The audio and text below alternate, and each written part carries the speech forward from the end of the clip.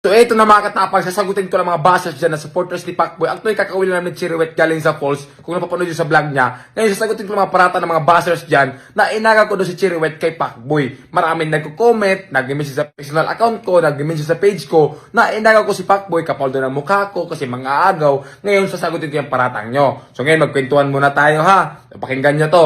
So bago kami nagkarelasyon ni Chiriwet, bago kami nagka-jowa, nasa Manila pa si Chiriwet, nag-uusap na kami, nag-video call. Ang gagawin lang sana namin is collaboration. So, make the story short, tinanong ko si Chiriwet kung may jowa ba siya. Anong sagot ni Chiriwet? Wala akong jowa, matagal na akong walang jowa. So, siyempre ako yung taong hindi may pagka-marites, hindi na ako nagtanong about sa kanya. Kung about sa kanya kay Pacboy, ang sa akin lang is komportable na ako na wala siyang jowa. So, siyempre ako din naman na wala akong jowa. Okay, ganito, make the story short. So, habang tumatagal yung pag-uusap namin, pakikilala sa isa't isa, habang lagi kami nag-video call, nagkaroon kami ng feelings, nagka-develop kami, hanggang umabot sa punto na pumunta siya ng Cebu, nagkaroon na ng something sa aming dalawa. So, wag yung sabihin na inaga ko si Chiriwet kay Pacboy. So, imposible naman ang babae papatol sa isang lalaki na may karelasyon. Alam nyo yan, girls, na hindi nyo gawain yan na magpagrelasyon sa ibang lalaki na may relasyon kayo. So, di natin alam kung anong rason kung bakit wala na sila ng Pacboy. Ayaw ko mag-tell niyan kasi sila lang daw nakakaalam. So ang sa akin lang, Cherry, bago kami nagrelasyon, wala siyang jowa. So wala siyang jowa. Hindi ko inagaw si Cherry. Hindi ko inagaw. Alam niya ni Cherry, hindi ko siya inagaw. At ito pa, hindi ako yung klaseng lalaki na basta-basta lang dyan. Kasi hindi ako pogi. May prinsipyo din ako. Ako yung lalaki na pag nilawayan na ng iba, ayaw ko na rin lawayan. Ganun ako. Hindi ako yung lalaki na makipaghati sa isang babae lang. Ayaw ko na may kahati. Kaya wag yung sabihin na nang aagaw ako kay Chiriwet. Si Chiriwet mismo nakakaalam yan. So hindi ko alam kung anong rason nila kay Pacboy. So ang sabi lang sa akin, matagal na siyang walang jowa. So hindi ko tinanong sila about sa kanila ni Pacboy. Yun lang kasi privacy nila yan. So ito pa, naiinis ako kasi sabi nila, content lang daw kami ni Chiriwet. Intindihan ko kayo kasi nga nangyari sa akin nung nakaraan na nag-reveal ako ng jowa na hindi ko jowa. So ngayon, imposible naman na content lang kami, di ba? Halos na yun sa vlog namin, puro nangalaplapan, sasabihin nyo, content pa rin.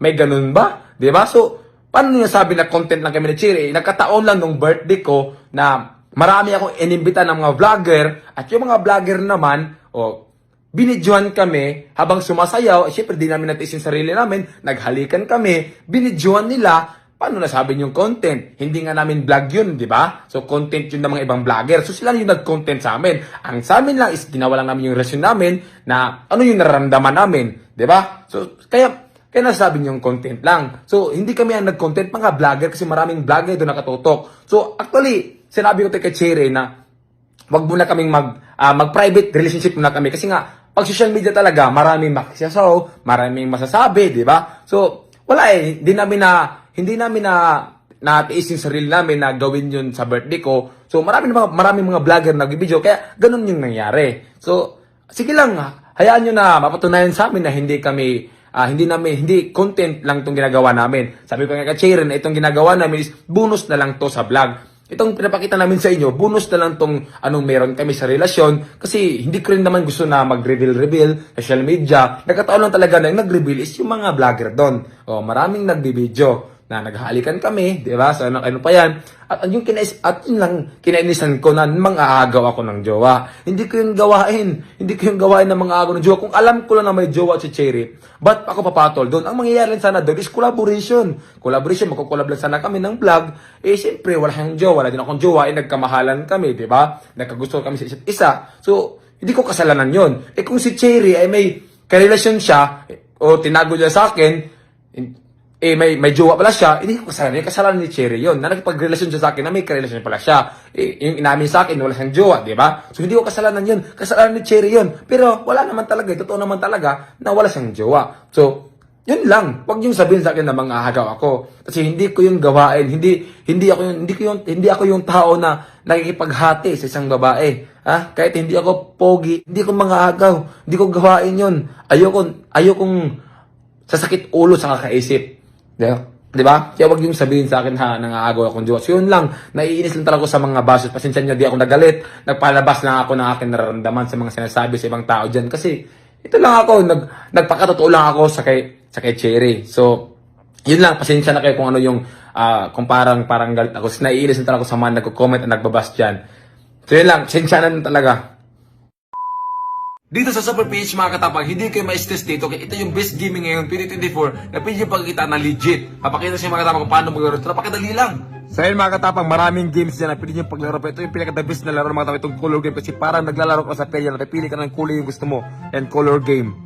So yun mga katapang, pipili ka dyan anong kulay yung gusto mo. And tataya tayo ng 1,000 ay 2,000 sa kulay yellow. Yan na, 2,000 sa kulay yellow. Ayun na. Ayan o. Ayun na. Ah! Panala tayo mga katapang. 2,000 sa kulay yellow, naging 4,000. Ayun na, napakadali lang mga katapang. Yan sinasabi ko sa inyo.